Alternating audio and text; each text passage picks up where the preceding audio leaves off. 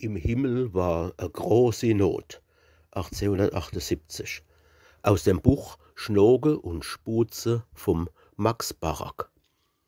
Im Himmel war eine große Not, denn am Sonntagnachmittag, grad um die Zeit, wo der liebe Gott sein Schläfchen macht, da tut's einen Schlag.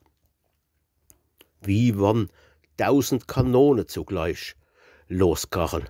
Das ganze Himmelreich hat gewackelt und gezittert.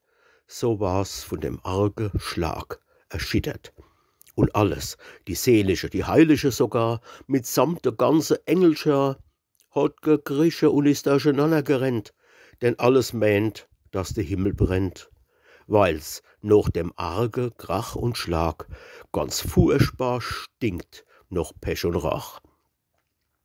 Von dem Lärme is der Herrgott erwacht und hat halt sei Ache aufgemacht. Potz Donnerwetter, was war dann das, so sech der zu sich? Und der Teufel weiß, was das nur mag sei. Ja, was stinkt dann so? Man kann ja fast nicht schnaufen da. Pfui Kuckuck, da stinkt's ja bei meiner Seel fast gar so arg wie in der Hell. Was macht dann der Petrus, der Himmelsprophos? Ja, ist dann heute Hobbe der Teufel los? Kaum hat der liebe Gott vor sich hides gesagt, so hat schon der Petrus die Tür aufgemacht. Ich sage mal, fangt unseren Herrgott da an, was hat er nur vorhin den Kracher getan? Was sind dann das für faule Sachen? A so ein arger Lärm zu machen, grad wo ich schlaf, und sag nur, was jetzt uns in den schlechten Geruch versetzt. Das riecht jo, ich weiß gar nicht, wie Beck und Salvaveni Teufelsdreck. Wie kann dann im Himmelreich sowas passieren? Du tust mir eine schöne Aufsicht führen. Nee, sagt da der Petrus, du lieber Gott, kann ich was davor, wann's ein Krach getan hat? Bin ich dran schuld vielleicht, dass die alt und wackelig Brandmauer zusammenfällt, wo der Beelzebub hat bauen müssen, zwischen deinem und seinem Territorium? Ich mein, du wirst's ja selber wissen, sie war vor Alter ganz bucklig und krumm. Ich hab sie seit Jahren schon aufgedrossen, ausbessere, verputzen und stippere lassen. Jetzt hat sie halt doch die Kränk endlich geriet. Bin ich jetzt dran schuld, wann sie zusammenbricht? So, sagt der liebe Gott, die Mauer ist eingestürzt. Das also hat so furchtbar gekracht. Ja, dann ist es wahr, und ich sag selber, du kannst nix davor. Fahrt er fort und nimmt de Pariser von Lotzbeck freier Effil. Das ist jo verflucht. Jetzt will ich's gern glauben, dass mir im Himmel den Gestank do habe. Es ist a recht verdrießliche Geschicht, dass halt die Mauer dort zusammenbricht.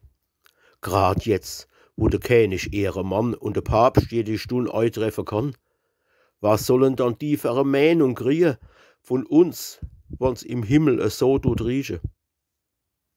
Der Petrus kratzt sich in am Ohr. Sie's dumm, sagt er, recht dumm ist es, sie's wahr. Ja, was machen wir dann? Am besten wär Zeit, du nimmst mal ein Aachenschei und Ort und still. Was? Ich soll dann Haus? Was fällt dir dann ein?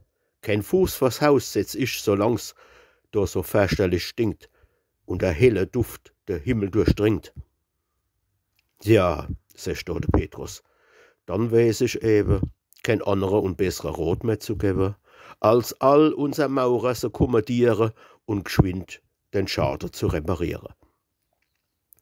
Wie viel, sagt da der liebe Gott, das wär mir schön, die Mauer hat laut Baulichkeitsinventarium gar nicht zu meinem Territorium gezählt. Ich schloss nicht so viel machen. Das sind im Teufel seine Sache. Ja, lieber Herr, sagt der Petrus jetzt. Nachher, glaub ich, ist es letzt.